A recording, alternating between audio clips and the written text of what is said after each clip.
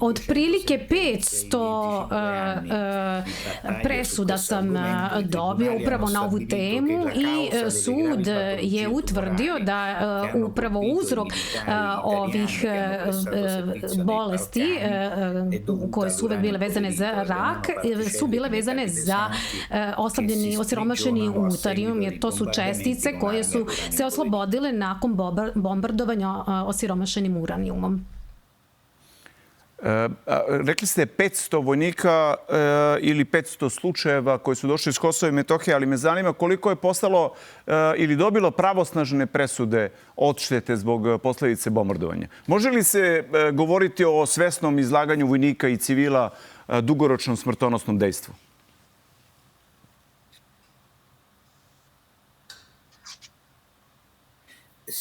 Da, koliko su dobili do sada 500 pravosnažnih presuda u njihovu korist, međutim svakog dana imamo sve više presuda.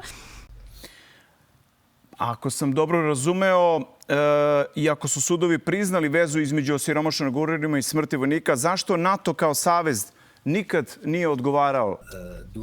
Oni su radili tokom bombardovanja i tamo postoji dvostruka odgovornost NATO koji je zagadio tu teritoriju, pa onda samim tim i Srbiju. I također postoji odgovornost kada je reč o vojnicima, odgovarajućim ministarstvima, zato što su oni znali da se to oružje koriste, ali nisu obavestili vojna lica i nisu obezbedili odgovarajuće mere zaštite. Sudovi će rasvetliti ove slučajeve kao što se dogodilo u Italiji, tako će se dogoditi i u Srbiji i upravo se i događa tako.